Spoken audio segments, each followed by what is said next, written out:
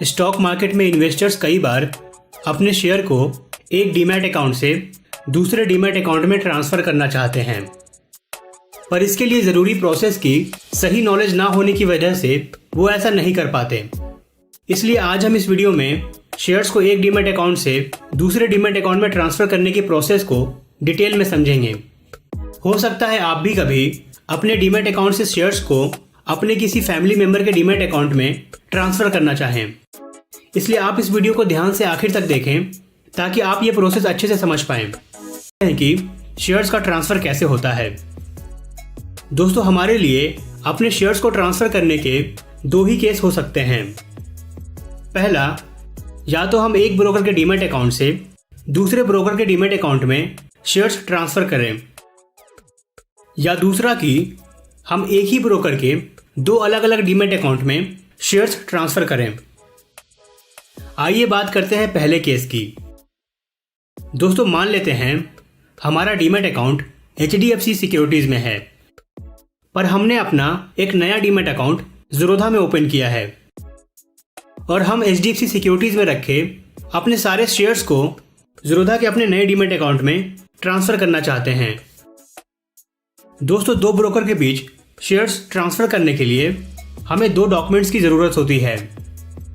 पहला, जिस ब्रोकर के डीमैट अकाउंट से हम शेयर्स को ट्रांसफ़र करना चाहते हैं वहाँ से हमें एक डिलीवरी इंस्ट्रक्शन स्लिप यानी DIS डॉक्यूमेंट लेना होता है।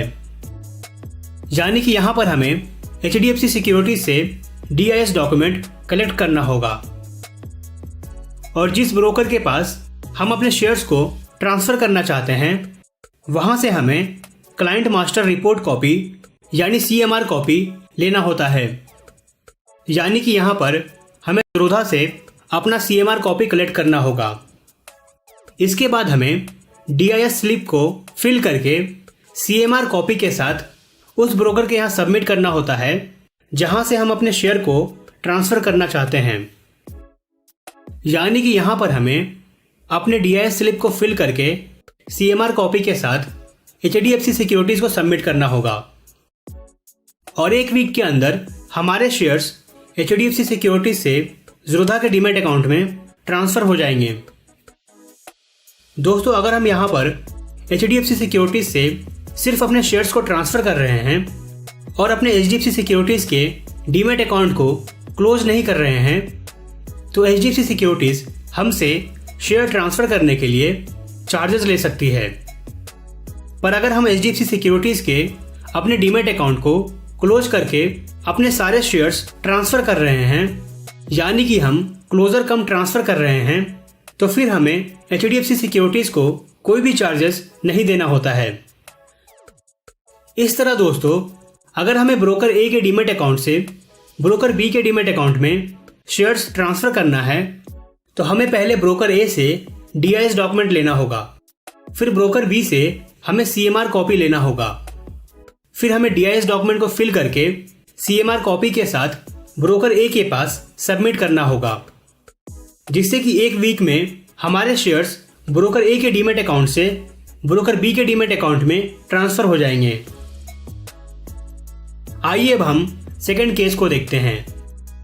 मान लेते हैं हमारा डीमैट अकाउंट ज़ीरोधा में है और हमारे छोटे भाई का डीमैट अकाउंट भी ज़ीरोधा में है और हम अपने कुछ शेयर्स को अपने भाई के डीमैट अकाउंट में ट्रांसफ़र करना चाहते हैं। दोस्तों, इस केस में हम हमेशा किसी दूसरे के डीमैट अकाउंट में ही शेयर ट्रांसफ़र करेंगे क्योंकि एक इंडिविजुअल एक ब्रोकर के पास एक ही डीमैट अकाउंट ओपन करवा सकता है। इसलिए अगर हम एक ब्रोकर के अंदर किसी दूसरे डीमैट अकाउंट में शेयर ट्रांसफ़र कर रहे हैं तो वो किसी और का ही हो सकता है। दोस्तों, इस केस में हमें अपने ब्रोकर से बस डिलीवरी इंस्ट्रक्शन स्लिप यानी DIS डॉक्यूमेंट लेना होता है और उसे फिल करके ब्रोकर के पास सबमिट करना होता है। यानी कि हम यहाँ पर ज़ीरोधा से DIS डॉक्यूमेंट लेंगे और उसे फिल करके ज़ीरोधा के पास ही सबमिट कर देंगे और एक वीक में शेयर्स हमारे डीमैट अकाउंट से हमारे छोटे भाई के डीमैट अकाउंट में ट्रांसफ़र हो जाएंगे। दोस्तों, यहाँ पर CMR कॉपी की ज़रूरत इसलिए नहीं पड़ी क्योंकि हमारा डीमैट अकाउंट ऑलरेडी ज़ीरोधा में ही है और उनके पास हमारा CMR पहले से ही है। इस वजह से इस केस में हमें सिर्फ DIS डॉक्यूमेंट ही सबमिट करना होता है।